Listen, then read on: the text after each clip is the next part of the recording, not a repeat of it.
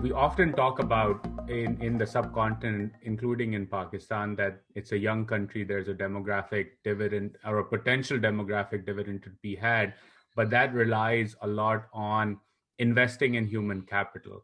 And so to talk about investing in human capital and building the skills necessary to take advantage of this workforce, I have the honor and pleasure of hosting Pramath Sinha, who is a friend, a former colleague, and a trailblazer in many fields. So we could talk about various issues and take out several hours to touch upon many of them, but we're going to focus on education.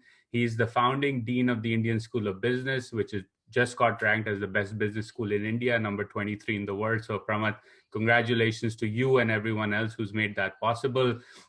He's also one of the founders of Ashoka University, a liberal arts university in India, and most recently has started Harappa Education, which is a startup offering the foundational skills critical to achieving professional success for people who are working professionally.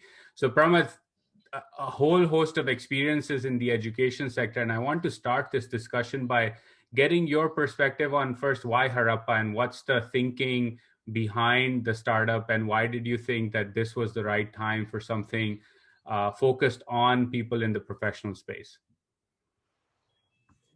Uzair, thank you for inviting me. This is actually very special for me as well, given the fact that we have a long friendship behind this. And congratulations on your podcast. To the question of why Harappa, I think there are two parts to it, Uzair. Number one, as you mentioned, I've been involved now. I first started working on ISB about 25 years ago. So I've been involved in setting up these institutions, setting up institutions for almost 25 years now. And if you add up the intake of all of these institutions that I've been involved with, even if you chose the ones that I didn't directly help found, but am somehow involved with, you'll end up with an intake of maybe 4,000 or 5,000 students a year. And I'm not trying to be modest, but given the numbers in our part of the world, it's not even a drop. I mean, it's a spray. The total enrollment almost on a annual basis just in India is about 10 odd million students. And that's only going to double over a period of time. So my point was that I was starting to see the futility in some ways of setting up these brick and mortar institutions that benefit a few people. And I was wondering, how do you scale this? And obviously, ever since technology arrived, I have not gotten into the pros and cons of online learning, but literally said, hey, this is the only way. Forget cons. This is all pro as far as places like India are concerned. So one was just to cut a long story short, about how do you create high quality education at scale? Now, the idea of the Harappa content came from the fact that as I was starting to think about scale and technology, I also was watching what Coursera and edX and many of the players in India who are very famous now for their large valuations were doing. And I wanted to do something that wasn't competing head to head with them, but not just that. I also wanted to do something that I felt passionately about. And I wanted to take on and if I may say somewhat pretentiously, at the risk of being sounding pretentious, something that was a kind of an unsolved problem and a bigger challenge. And the biggest unsolved problem, as you know, that we have, not just in India, but around the world, is that formal education has not solved the problem of employability completely. We've veered from being not relevant at all to professional jobs and so on, to being completely focused on jobs in education, to now becoming irrelevant because you're so stuck in the past that the jobs of the future and the fact that the 21st century requires you to constantly change jobs and change professions, that we've lost this agility that you need people to have if you're going to survive in a world that is changing so fast. And that gap is what I'm trying to fill through Harappa, to say, listen, of course you need the technical skills. And if you look at most of online education, it's still building technical skills. The most popular courses these days, for example, are data science, related to data science and learning how to do Python programming and digital marketing and cloud computing and maybe AI and so on. So everybody's still following that same mentality as we did in the brick and mortar world, to say we need to build people's technical skills because that's what gets them jobs. And that's fair enough. And you do need that. And I'm not throwing out technical skills. I'm a trained engineer from many years ago. But I think there's an opportunity to build the non-technical, call it the more life skills, the foundational skills, the skills of cognitive, social, and emotional skills that I think are much more relevant and are not being taught. So on one hand, you're filling that gap, and on the other hand, you're trying to do it at scale. And that was the idea of bringing this together under what I'm calling Harappa. So this idea about jobs of the future and the gap, right? That's a big one, and it shows itself up not only in terms of those with the technical skills that enter the workforce and quickly realize that pure technical acumen in most jobs will only get you so far, but you need the softer sides of the skill set that you're trying to solve for. But also that in a world where so much is going to be disrupted so rapidly, you need to be creative in terms of how you think about the world and problem solve differently, and that is critical to growth.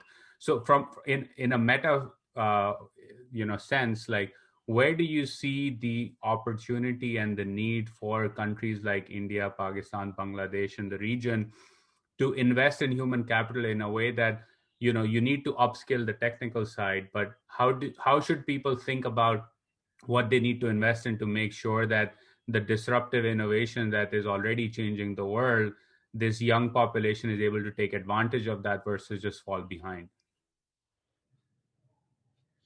So I'm not suggesting that I have the answers to that whole question, but I do think that we have to unshackle, for one, our formal education system, because it has become, as you know, much more and more with time. And I completed my formal education in India well over 35 years ago. But it has become even more about rote learning and entrance tests and marks and exams. And that is really limiting. I mean, all of the research around education, whether it is school education and college education, suggests that the real creativity is unleashed. The real innovation happens when you allow people to choose what they study and what they research and what they work on, as well as get them to work on real problems where they can then play with the problem or wrestle with the problem and learn through the problem and apply and then see their creativity come out. I think we are all creative. As a human race, we are creative. That is why we evolved from as a Homo sapien race. And so we have natural curiosity, creativity, the tendency to solve problems in all of us. But our formal education system boxes you And therefore, the question is, how do you unbox people? And how do you do that in a way that it, in fact, helps you solve real world problems so that these people can actually go out and create progress for the world to move forward, for our countries and our region to move forward in its own right. You know, we build, and you can see a little bit of that happening in the entrepreneurial ecosystem that has been unleashed. I have to tell you that growing up in a middle class India during my days, you know, setting up a business or being entrepreneurial was looked down upon. Today it has become fashionable in less than a lifetime. And I think that's, you are seeing a bit of the unshackling, but that's happening outside of the formal system. I think you could bring that same unshackling into the formal education system. Now, we are emphasizing entrepreneurship and tinkering labs and so on, but that's not enough. I think from a very early age, you have to allow folks to question, to challenge, to speak up, and so on, which then develops these skills that lead to more creative and more innovation. So that, I think, is one part of the problem, is to take the formal system and try to to loosen the shackles and allow people to develop and grow and develop these faculties. But the other big challenge, Uzair, is that we are not bringing enough people into the realm of high quality education. And forget high quality, just in the realm of education, at higher education levels, the gross enrollment ratio in India is about 26%. So 1 in 4 of the relevant age group is going to college. It's an abysmally low number for any country. And in our case, that ratio belies the fact that the absolute numbers are massive, right, for every percentage point. So large numbers of people are just getting no exposure to education. And even the 26% who are getting exposure to education are not getting very high quality education. I think we all recognize that. I think there's widespread recognition now in India for at least a decade now that yes, we might have expanded access quite substantially, and we continue to do that, but we just haven't been able to raise quality. In fact, we have sacrificed quality in trying to drive access. So much less make them innovative and creative. We are not even providing education to students and equipping them. So I think you have to approach both these, solve both these problems and do them in a creative manner. If we were to take the creativity point further, the truth is that old models, I'm convinced, of education will not work to solve these problems at the scale that we have to attempt to solve these problems. And I think we haven't yet had the courage to really challenge and say, what does the solution to this look like in the future? So for example, Uzair, if we are talking about learning becoming a lifelong thing, then what is the relevance of an undergraduate or a postgraduate degree? Now we are tinkering with fluidity of credits or creating credit banks so that you can do a few courses here, accumulate, and few courses here and accumulate. But if you really extend that argument, but then that credit accumulation should be through your lifetime. And maybe somewhere along the way, if you want to convert X number of credits into a degree or a badge of some sort, that, oh, now you're an MBA because you did so many of these credits. That can happen whenever, but the focus is not on the 2-year MBA. The focus is that you're constantly learning. And I do think that that is what is required. But it's because we are working forward from the existing model in an incremental manner, it'll be ages before we get to that point, even though we know that we have to do that, right? So I think fundamentally looking at the education system as something that there's an opportunity to create something completely afresh, given the challenge as well as the opportunity you have. I mean, 25% of your people are not educated. So, hey, might as well give them something new or different, right?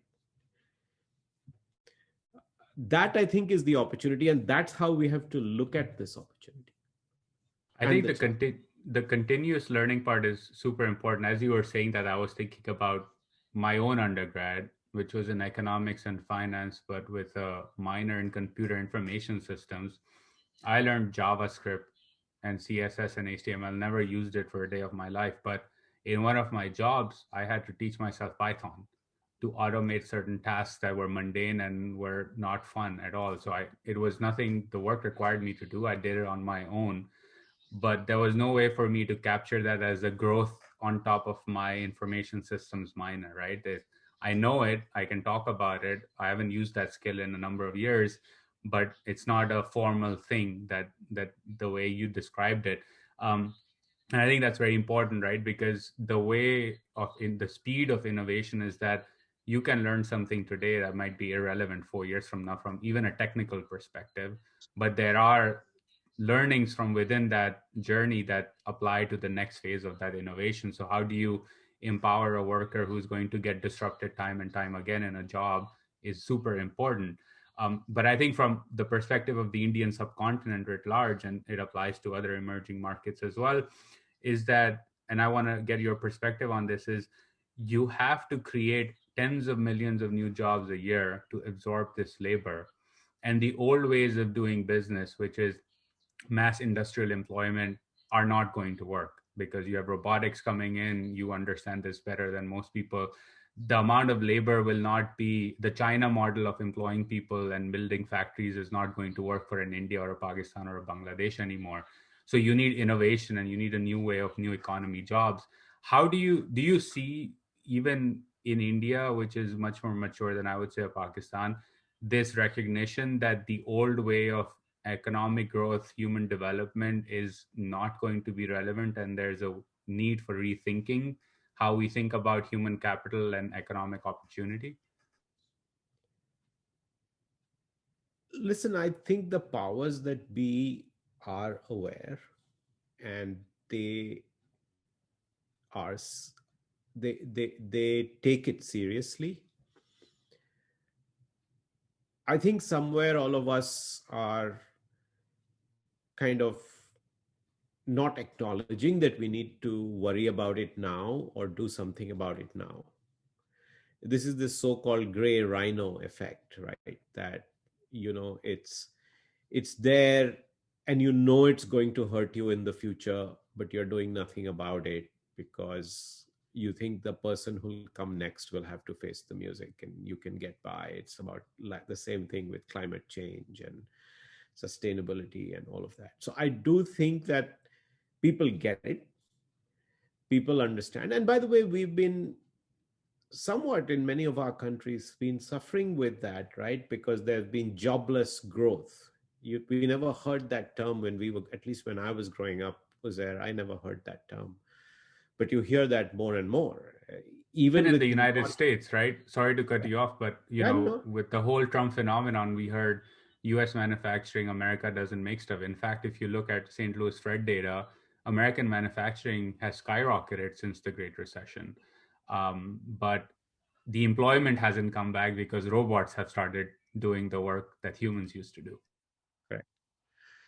Now, I'm not an economist, and I'm not I feel my cognitive capacities in playing this forward are not that great, but somewhere instinctively I feel that in countries and types of markets and regions like ours, I think for a long time there's going to be enough for people to do on tasks that are not automated, or creating economic progress and improvement in people's lives, whether it is providing the current demographic or population, food and health services and education services, that all of that is not getting automated. And therefore, there is still room for us to provide many, many more jobs to people, just serving the current population that we have and improving their lot and unleashing the same kind of economic progress that the rest of the world has seen over the last century. That's a simple minded way that I think about it, because I look around and I see the tremendous opportunity we have of, there are people who want to upgrade their lives. They just need to be given the tools and the support to do that, and that will drive a certain growth that will generate jobs, or generate, and if not generate jobs, at least there will be economic prosperity that will spread. Maybe people will not sit at home doing nothing and fiddling around doing stuff on their computers, and not everybody will have to work, some, but at least there will be a level of prosperity that will come about as a result of people being more productive. I think we are losing the opportunity to make our folks more productive, even for our ecosystem, and that's the tragic part. I still see enough headroom for growth in the near term before we hit the limits of what you're talking about. And at least we should make an attempt to go for that, rather than being resigned to the fact that nothing's going to happen because the robots are coming. Yeah, and I think it's again one of those things, right? That I was reading about how in the early 60s, 70s, a lot of jobs in the telecom sector for women were the teleconnector, right? The woman who would sit and connect you to the different lines. Yes. But then that got automated. But it wasn't that there was mass unemployment for Yeah. women. It was the skilling happened and there were new opportunities created. So new things will obviously emerge.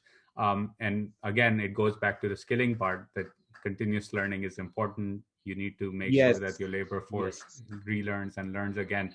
I also How have do a you lot of go ahead? I also have a lot of I have a lot of faith in the spirit of just the human endeavor, right? I think every generation has felt that the next generation will not have much to do, but then we progress and we advance and we find new things to do, and I'm who knows what will be the next big frontier that we as a race will work on. So go ahead. I just wanted to express No, that no, as that's a very important point. Like human ingenuity is supremely interesting, right? Especially in times of crisis, we just come up with new things as mechanisms to survive and push the world forward. I want to go back to Harappa and sort of the methodology in terms of the gap you're trying to fill. Like, how do you approach this from a curriculum perspective? I read a bit about it on your website as well. It was interesting in terms of practicing some of the skills and learning about engaging with people and having these skills. Like, what's the core methodology in terms of someone taking these classes and trying to learn with Harappa? So I'm conscious that I'm talking too much, and this is again one of those things that I could end up talking a lot about. So you should stop me. Uzair, this is stuff that has come out from a lifetime of work in education, but also in my own experiences, having gone from being a nerdy engineering academic to being a management consultant to running a company to becoming an entrepreneur to setting up these education programs. I think you're the only person in the world I know who has a PhD in robotics, set up an Indian school of business, then set up a liberal arts university, and now is doing Harappa, which is ed tech, looking at the future of jobs, which is a fascinating journey in and of itself. And I think that's the whole point, Uzair. I look at my own journey, and I look at the journey of many people I know, and the journey you are on. And my big realization is that somewhere it's possible for anyone to do anything. Now, obviously, I don't mean this in a cute way. I don't think if I may, you and I are ever going to play cricket for our countries, right? You think I can't start IPL or have an IPL contract? Might be hard. Pakistan Super You League contract and then you NBA. you could start a league. That I think you can do, and I wouldn't put it past you. And that again supports my point that you can do anything. But I doubt if you will actually go play at this. And this, not to trivialize it, but there are some limits to what we can do. But if you were to kind of prescribe those limits, then within that there's an astounding number of things that we can do. Like, who would have thought that I would be sitting here and you would be introducing me as a guy who's setting up educational institutions, right? There's no job description or profession like that, right? Now, if you then examine that thought that anybody can do anything, or that people can go from doing something to doing something completely different that they couldn't imagine, what is it that allows them or enables them or gives them the wherewithal to do that?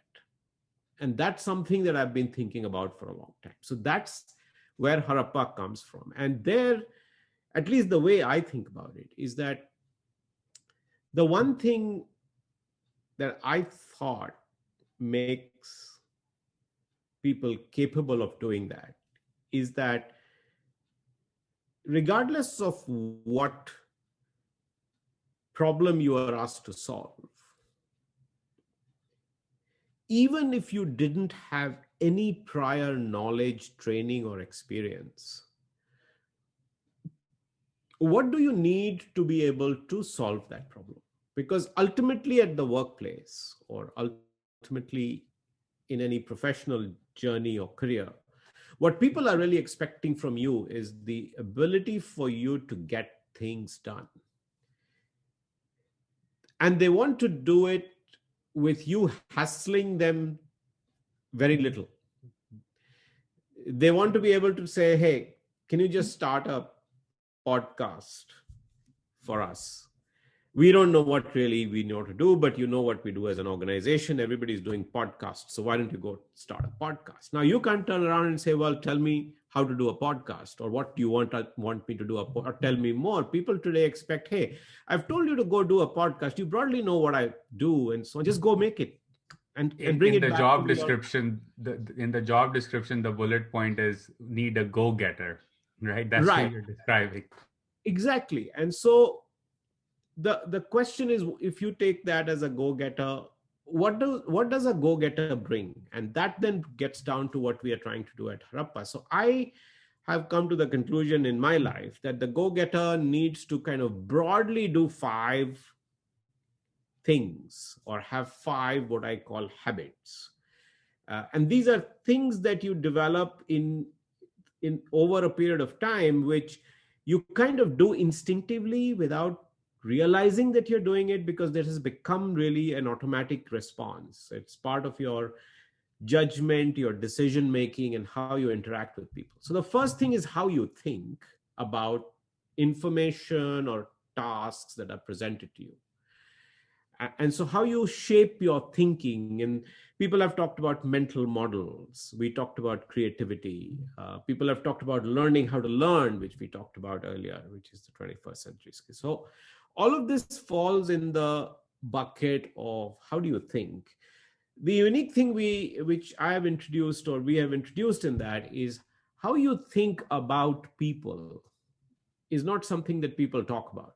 So right now, as your audience is listening to me, they're saying, who is this guy?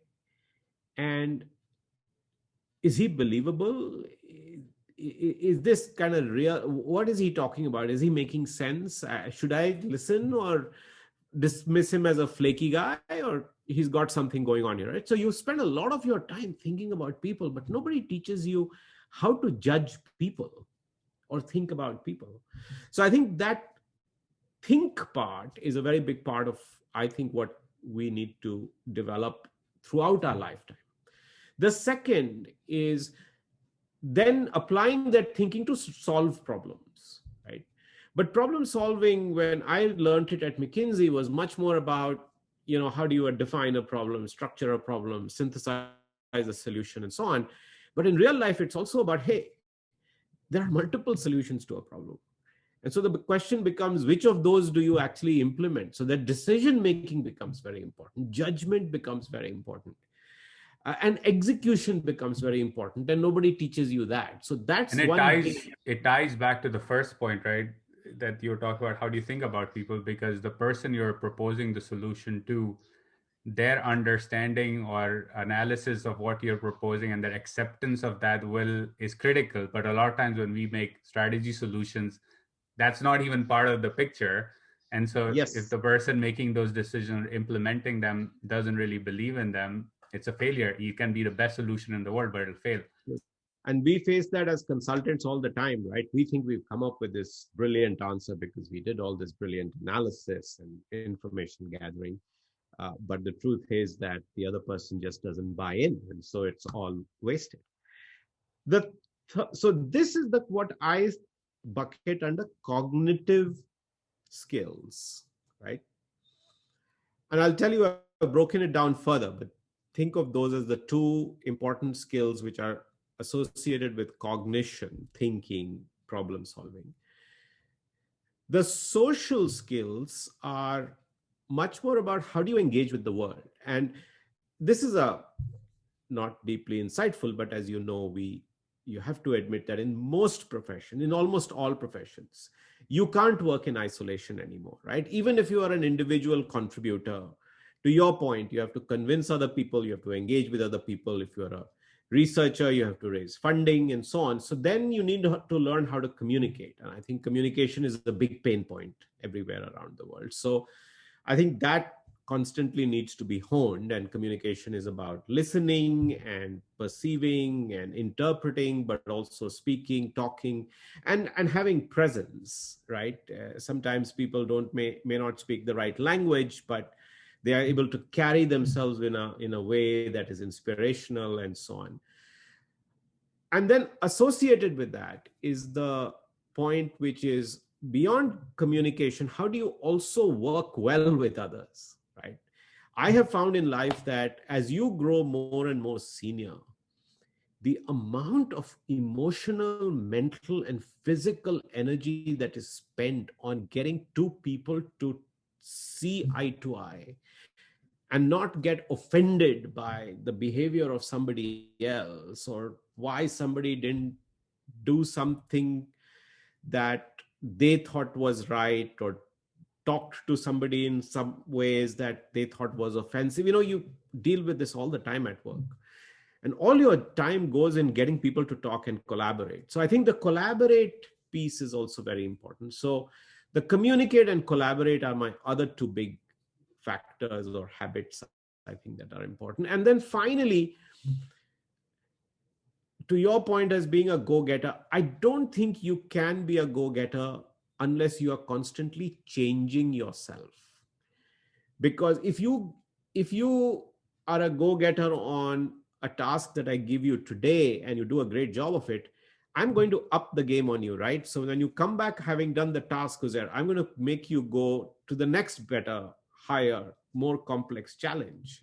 And you won't be able to do that unless you recognize that, hey, to do that, I now need to get better on multiple things. So you're constantly building your self-awareness about what kind of a person are you, what are your strengths, weaknesses, and you're constantly kind of adopting what is now called the growth mindset. You are constantly collecting feedback, working on yourself, and you are at the same time also trying to constantly examine your purpose and meaning and what do you like to do, not like to do, and all of this stuff. So that's the kind of fifth area. And so where we ended up was to say, listen, if you are going to be, and I'm calling it the go-getter, or using your expression, or if you are the anyone can do anything kind of guy or gal, then you need to have strong skills in these 5 areas: how to think, how to problem solve, how to communicate, how to collaborate, and how to lead, as in lead yourself. And that's really the theory of change that we have at Harappa. Now, how did we convert that into courses? A whole different story. And very quickly, we took each of these areas, and we broke it down more bottom up to say, okay, so on collaboration, what are the kinds of behaviors? Tell me, Uzair, right? We went to people like you and thought about it ourselves. Tell me, what are the key behaviors at the sort of level of a Lego block that you want to see from somebody that is collaborative? And for each of those pieces of Lego blocks, which we call learning outcomes, we said that's what we want people to learn. And then how do we teach it to them? That's how we created the curriculum. So we have 150 Lego blocks, which are really the behaviors that we want you to demonstrate and exhibit at the workplace, for which we've created the content, which is our courses. Now, you don't see all this detail because as a consumer, I want to make it much easier for you. You know, when you eat something, you're not looking at the ingredients of it, but that's the science behind what we've done. This is super fascinating. And as you were explaining that, I was like, a lot of particularly desi parents try to say video games are terrible. I think video games are a great tool for learning all of the stuff you mentioned, because essentially there are 150 blocks and you get certain skills as you move along the way that have to be taken up. And I was thinking about this video game I'm actually playing these days, that I get to a certain level and then I have to go find 5 other skills through missions that give my character that, and then I'm able to finish the final mission, and so on and so forth. So it's very similar to that. My question on that is, so you have these blocks that you're teaching people. How do you then measure whether they've actually internalized the lessons that are being taught to them? Like, what is, it's online, so I'm just curious, like, how does this work in terms of knowing that Uzair's taken 85 of these lessons and he's good for them? So what we do, Uzair, is that we obviously run assessments, and we collect feedback both from you, and more importantly, now we have started to develop a tool where we collect feedback from your coworkers to see whether Uzair has started to speak better or not, and is he adding more value at work? Has he become more of a go-getter? Has his confidence gone up? But more specifically, what we do, Uzair, is that before you take our course, we give you a pre-course assessment. Now, granted, this is a self-assessment, but in these kind of skills, you can't cheat. So we do a self-assessment. And in the self-assessment, we ask you to respond to situations. So it's a little bit like the GRE, GMAT tests, which are kind of that test your thinking, right? You present a situation and they kind of make you think through, and the options are somewhat confusing. So you really have to apply your mind, right? So that assessment methodology and science is already there. And we have all these 150 Lego blocks, right? So for each Lego block, we create a pre-assessment, and then we create a post-assessment. So I can see whether you improved between the first, when you came in, and now that you are done. Now you'll then turn around and say, well, I know about this stuff, but that doesn't mean I'm applying it. And fair enough. So then what we said is that's not enough. What we also do is then do, and however, the second time we do the assessment, we also measure what is your level of confidence in yourself, and how comfortable are you to say that, hey, I'm going to start using this and applying this. And so we start to get some sense of, are you motivated to use this or not, right? But that still doesn't prove anything, to your point, till we then say, hey, if you really want me to prove to you, then the only way to do that is to ask your coworkers, and we can do a 180-degree or a 360 survey for you. on has there really been improvement. But what we also do is post this course being over, we start giving you tasks to do, which we call habit drills.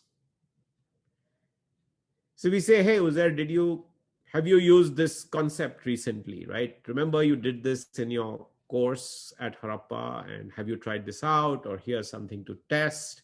Here's a new article on this subject. So we keep you engaged, and then we have the ability to have another test 6 months out, 3 months out, 6 months out, whatever you choose. Now, as you can tell, we are trying multiple different ways. This is a truly unsolved problem, Uzair, right? Because even in our formal education, the end term exam doesn't prove anything, right? Like you were saying, you learned a language when you were studying, but you had to relearn the Python when you got it, and that earlier language became irrelevant. You didn't even apply it. So how do you ensure that these things don't become irrelevant is really the big issue. And so we are trying to find ways of ensuring that the learning happens and that you can actually prove that the learning has happened. And genuinely, nobody has really done this before. In fact, in all of formal education, or especially in executive education, professional education, this has been the big demand. B schools, and I've been associated with them, make you go through very expensive executive education programs, but with no assurance of outcome. In fact, most people argue that these are kind of boondoggle trips to expensive. You're at Harvard and you bring your certification back. Did you really learn supply chain economics, or did you really learn how to do strategy by going through a 1-week training program with some famous professors? It's not proven. So I think we are trying to do the opposite and say, no, we'll prove it. In fact, the onus is on us to prove that. But I would say that we are in the early stages of figuring out what it will take to prove that. And it's too early in our journey to say, no, we've proven that. However, the anecdotal evidence is very interesting, very interesting. And I can talk some more about that later. But I would say that it is possible to measure. Yeah, I wanna hear some stories, but before I do that, one thing, on the feedback from colleagues' side and sort of assessing 3 months out, 6 months out, a year out, one thing that also frequently changes, I'm just talking in terms of just the consulting industry alone, but it happens across the board, is that as you progress through your career, the roles you're working on change. And so in one role, you may be a business technology analyst and looking at technology and problem solving in terms of networks, for example. And then the project changes and now you're a consultant manager who now has to do a lot of strategic thinking.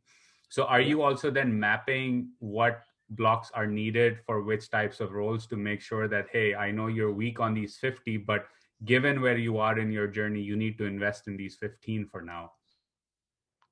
Yes, Uzair. So what we have now started doing, and I don't know if you saw that in your consulting firms, but consulting firms do a great job of this, and we are doing that now, is also that we have a boot camp for new hires, which is our base level program. And then we have a first time managers program. And then we have a high potential leaders program. And then we have the senior leaders program. And then at the other end, further down, we have a placement readiness program and a career readiness program that we are doing on campuses. So our thesis is that these skills really help you go up the ladder, right? And that there are different rungs for which we've created these programs. Now, you can obviously do programs in between these so-called career cusps. But that is exactly the idea, is that now that I've got my basic content and the curriculum that I stand for, I can now feed it into each of these career cusps, at least to the extent that they can be mapped. And I'm also feeding them into some common popular roles and JDs in organizations. So for example, we've created a sales excellence program, because as a salesperson, there's not much technical skill that you need, right? But there's a lot of skills around strategic thinking, what competition is doing, as well as responding to real situations, dealing with difficult clients, and being tenacious, dealing with failure. All of those things go into a sales excellence And I program. think Really. on the sales program, like to your point about you can learn anything, I am an example of that. I started at Deloitte. We did the Myers-Briggs assessment when I Yes. started there. I was an introvert, which meant that being a consultant as an introvert is a terrible, terrible idea. And I was concerned. And my HR lady was like, no, no, no, we have training for that. We'll tell you how to engage with people, communicate with them, talk to people as an analyst, as an entry-level analyst. And 2 years later, when I did, after getting promoted, did my second Myers-Briggs, my introvert score had shifted phenomenally. And that goes to your point about you can't cheat these assessments because it comes out regardless. But yes, you can train people for these things and these roles. And I had the same thing. I'm actually, if you look at me, my intrinsic intrinsic orientation on the Myers-Briggs, by the way, which has been discredited badly now, but for whatever it was worth, I still think it was useful. Us I'm old an dinosaurs found it useful. right, right. So I'm an INFP, right? But I think the McKinsey training made me a ENFJ, right? So I retained my NF, but I had to become more extroverted, and I had to become more of a J, which was a button down, very planned guy. That doesn't mean that I'm actually still not very introverted, and I'm still not completely unplanned. I prefer being that way, but at the workplace you had to adjust yourself, and that's exactly what Harappa is about, right? That you kind of have to unlearn certain things, relearn certain things, and constantly keep unlearning and relearning. One of our advisors is part of the Graduate School of Education at Harvard, Chris Dede. He also talks about the idea of a 60-year-old curriculum, 60-year curriculum, right? So people are nowadays talking about the fact that your curriculum is a 60-year curriculum, not a 4-year, 2-year, 6-year curriculum. But he talks about the fact that, there's not enough research and thinking around how do you unlearn? Because one of the biggest problems is that you pick up bad habits, right? Or even what was a good habit before, to your point, as your career changes, you have to unlearn some of what was good in the earlier stage of your career and relearn something that is completely new. So how do you constantly unlearn and get rid of stuff that you are comfortable with is also not something easy to do. So those are some of the nuances that we are discovering as we are getting into this. And then to try and do it at scale and to do it remotely, I find it a fascinating challenge. Oh, it is. And I'm excited about all the learnings that come out of this because it is a mass experiment in a way at a very high level in terms of skills development. And if you do it right at the scale that you're intending to do it, it's transformational. And I know you were humbly initially saying that the 4,000, 5,000 intake from ISB, Ashoka, et cetera, is a spray. But I think in the grand scheme of things, the impact of those graduates is huge. So yeah, I think you're being humble there. I think the impact is phenomenal in terms of value creation, innovation, and moving the country forward. What's been the anecdotal feedback? I know it's still early days, but what are some of the exciting things that you've heard along the way that say, you know what, you're on the right track and this truly can be as transformational as you would like it to be? Yeah. So Uzair, as a business person, the biggest thing for me is that people are buying. And the biggest thing for me also is that there's a lot of repeat buying and upselling that is happening. So one of the things I didn't mention is that while that's not part of the assessment question that you asked, we do take a feedback on whether people liked the course, the content, the delivery, and on a scale. And this is like the typical student feedback on the class, right? You must be doing that when you remember from your classes. There we've got an average, phenomenal average of 4.5 on 5, right? So we ask people to rate us on 1 to 5. And again, not to boast, but consistently our courses have been rated on average about 5. And at this point in time, roughly 60, 70,000 units of our courses have been paid for and completed, right? Wow. So the rating is at phenomenal scale. Yes. So that I can say safely that we are doing something right from a people feeling good about what they're taking. Still doesn't answer the question that you said. Did they really learn? Are they going to apply it and so on? But I'll give you the example of this young woman who sent us a short video. And this captures exactly what you are asking. Now, she's a computer science student at situated in a remote university in what would best be described as a third-tier town, right? In fact, this is the only university there for miles. And now she doesn't speak English very well and is clearly small town, rural girl, smart, studying computer science. Now, one of the things we teach in our speaking course is that, listen, you may not know English, and that's okay. Because, Uzair, you and I have met people from all over the world. They don't speak perfect English, but they are extremely articulate and very clear and very inspiring in communicating and engaging and problem solving and doing all of those things. So we don't want so on that note, I got a meme this morning about a celebrity who was basically the caption said, you don't know what it's like to translate every single word in my head before I say it. And I actually sound very smart in Spanish.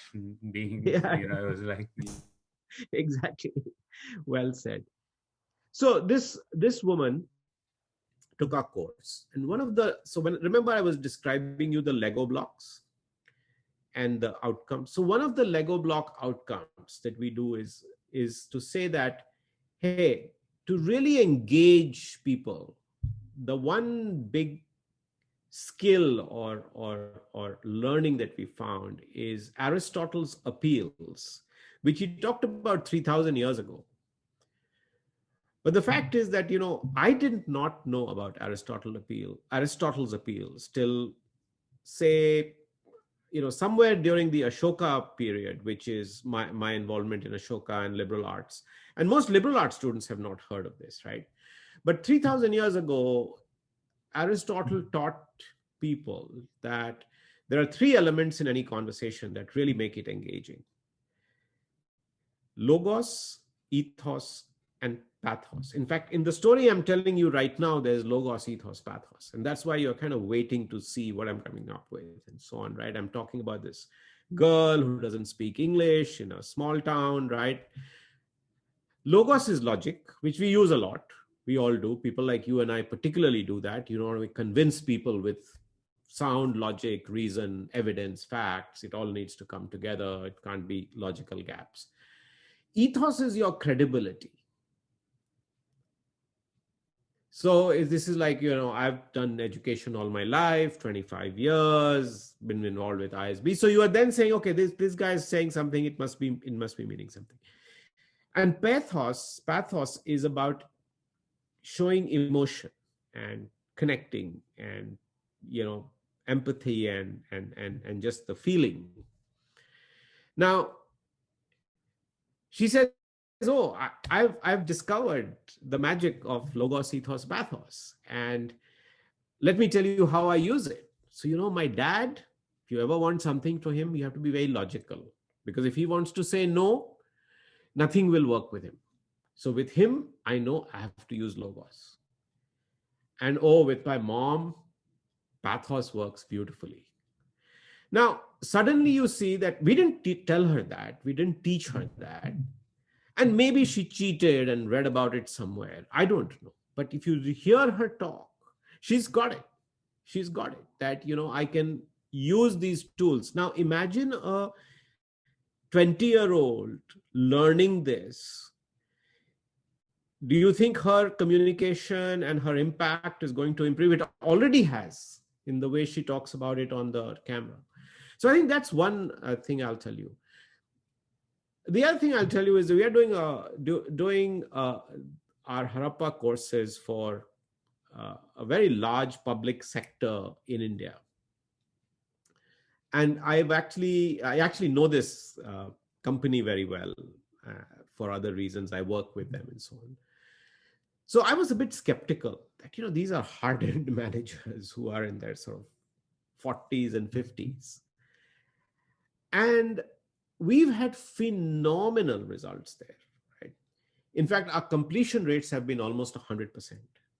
Because people are saying, my God, we didn't know such things existed. Nobody told us. That is It's amazing. so long since we learned something like this, right?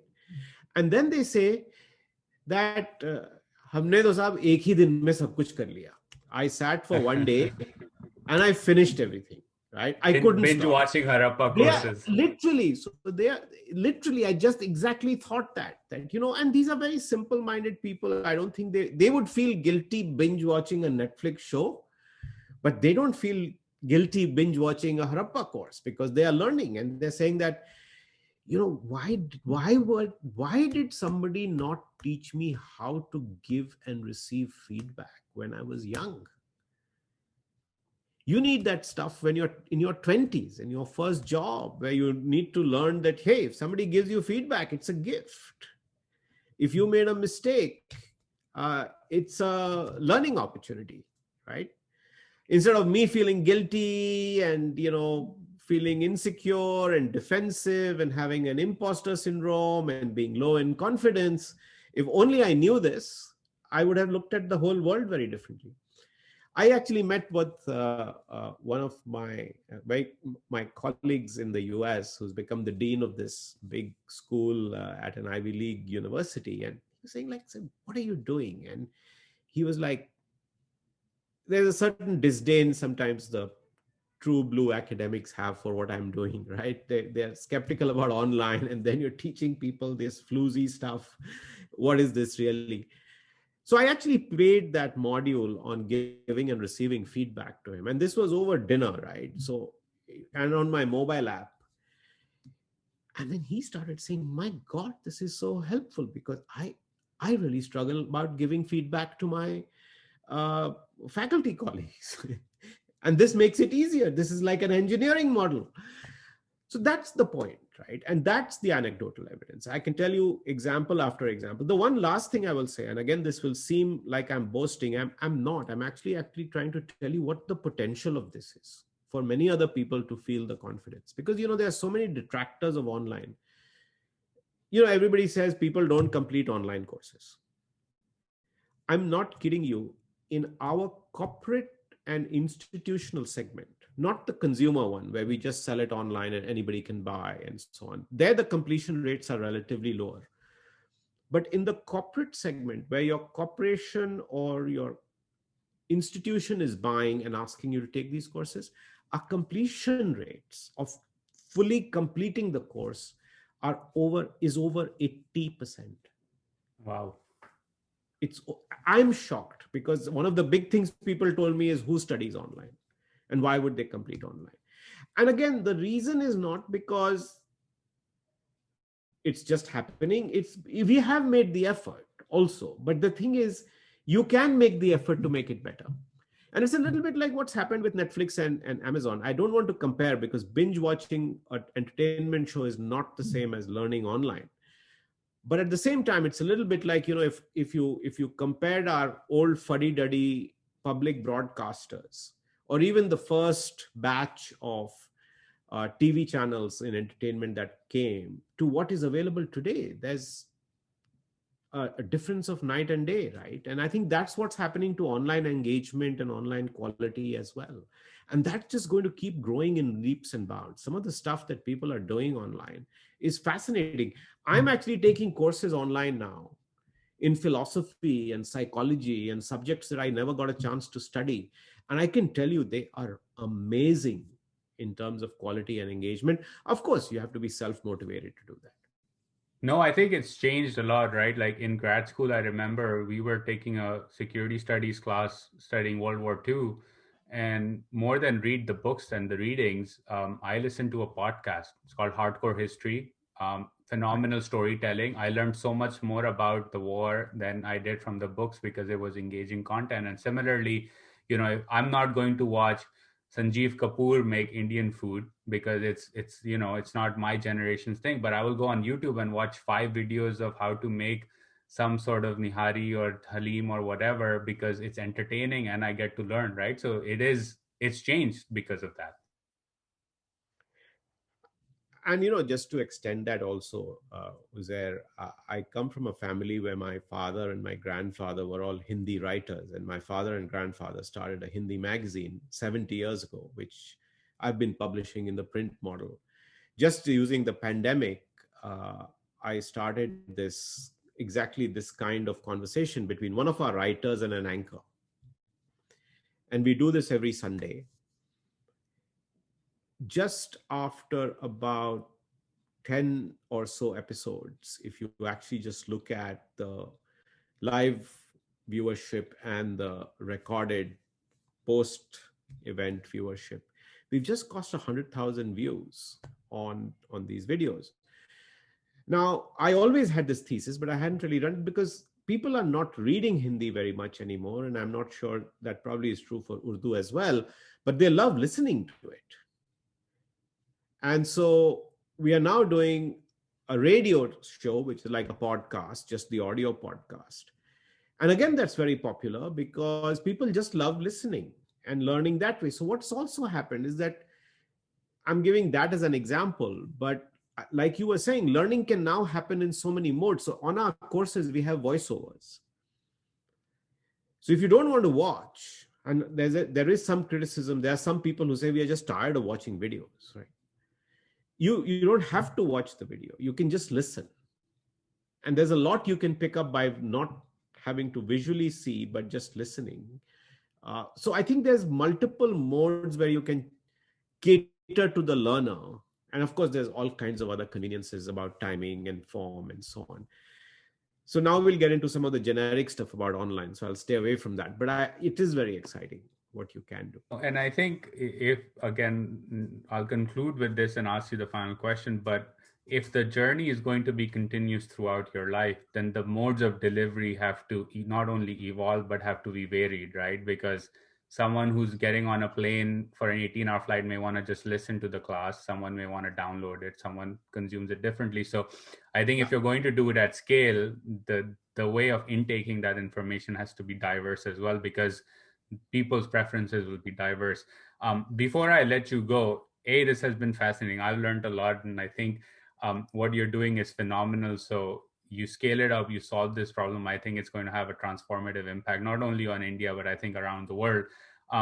And I know you're an avid reader, so I wanted to let you go by asking you, what are 2 or 3 books that you've read either recently or in the past that have deeply influenced you that you recommend people pick up and read? This can be any book. Any book, any topic.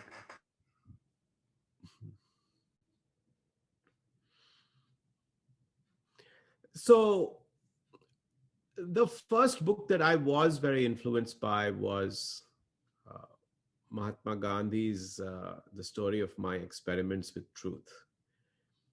I was very young then. I was still in college. And I have to say that I did not quite get a lot of the things in the book but it was also very written in a bit of a storytelling fashion. And I was very impressed with the man and his values and his grit and his commitment. And I remember also being struck by the fact that there were many things about him that I did not approve of. And it was my young mind and my naive mind. And later on in life, I also realized that, hey, even the best leaders have faults and it's okay. It doesn't make them any less of a leader. But I do remember being very influenced by that book. And I can say that despite a lot of criticism of Gandhi by some people and so on, I still remain a big admirer after having read that book. The second book that strikes me to mention, because I think it was a book that beautifully captures the time we live in.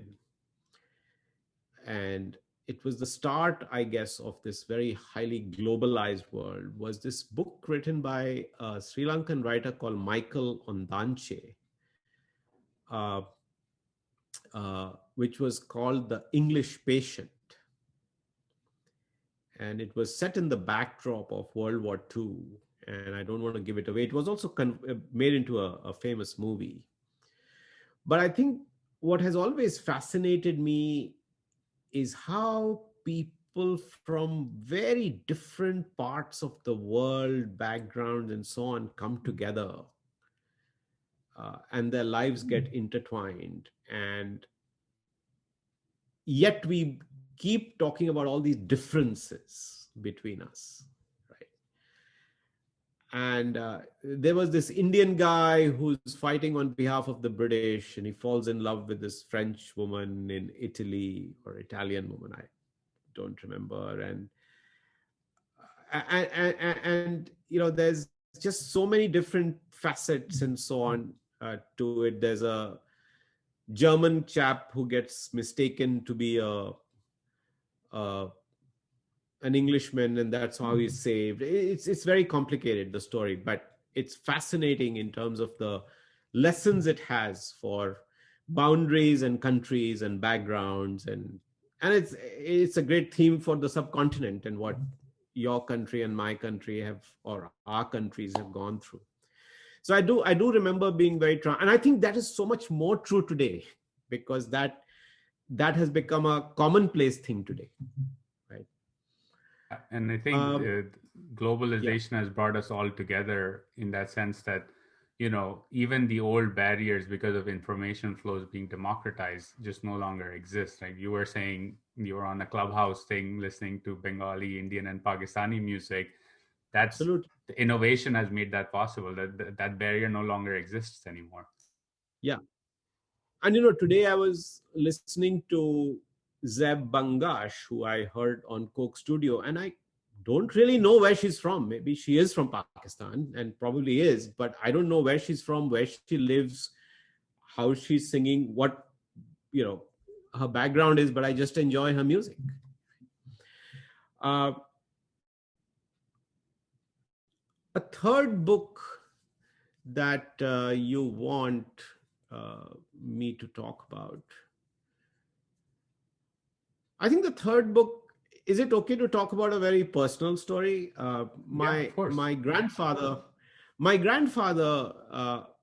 is one of the people who is reputed to have written the first ever story or short novel in Hindi. See, Hindi became a formal language in the early 1900s. Till then, it was the subcontinent really had Persian and Urdu and Braj Bhasha and Khadi Boli and so on. And Khadi Boli became Hindi. So there's a lot of discussion about who was the first ever Hindi writer, right? And he wrote a short story that he became very famous for while he was still in college. It's called Kano Mein Kangana. So you know what a kangan is, right? The bangles on the wrist. And this is a story about a little girl who's not a little girl, but a girl who is very innocent in the forest, who's presented with a pair of bangles, and she doesn't know what to do with it because she's never had these, and she starts to put them on her ear. And then the story goes from there. And I've been very struck by that story when I first read it, because there was this notion of, and it's a very feminist story. And this would be written in the 1910s, right? So the second decade of the 20th century, in the interiors of Bihar, which if you were to read today would seem like an extremely empowering story about a woman who came from the forest, effectively. And so I think that had a pretty, I couldn't imagine, I still can't imagine how he would have written that story at a time like that, right? I mean, I can, not to discredit him, but it's remarkable that some of these sense of fairness, equity, has been always there in, I think, human beings. I think we've kind of just distorted it over time. I'm not a big business book reader, so that's why I'm not giving you the typical. But I do know that there were many books that I read in preparation for my McKinsey interview and so on. But those are the three books that came to mind since you asked. No, these are fantastic recommendations, and I think the story of the girl who puts bangles in her ears, I think, sums up this conversation as well. Because if you allow young people to be creative and innovative and not be boxed in that a bangle must be worn on the wrist and not the ears, you lose a lot of creativity, and the world is a poorer place as a result of that loss. So, And the story was really about that loss of innocence. yeah, that story captured. So I think it sums up our conversation as well. And thank you for these recommendations and amazing work. Thank you for sharing us your journey and all the work that you're doing with Harappa and beyond. So wish you all the best. I think as this experiment unfolds and you have more data, we'd love to have you on again to see, how has that spray now converted into something at scale that is the goal. So thank you, Pramath, for joining us, and hope you have a good rest of the evening. Thank you, Uzair. The one thing that you didn't realize or didn't bring up is that Harappa is now in Pakistan. Yes. And so you have to help me take our courses into Pakistan. That is a goal. We should do that. And I think that's, again, another interesting part of the journey, right? The namings have changed in terms of, you start with Indian School of Business, Ashoka, Harappa. So you become more liberal arts in that sense as well, which I think is great because we need to own our own heritage and go back to the time when the subcontinent was the learning and economic heart of the world. And I think it was done in the past and can be done again. The area, if you really study what they were teaching and doing at Takshila, which was right around that region, it was amazing. People were coming from all over the world. And students had a choice. They could study all combinations of subjects, from astronomy to medicine to languages to religion to Buddhism. And by the way, this is all documented. So this is not some imagination of mine. I've studied and read it about, but that's for another podcast. Yeah. Thank you so much. It's not fake news. Thank you, Pramath. We'll chat again soon. Take care. Bye.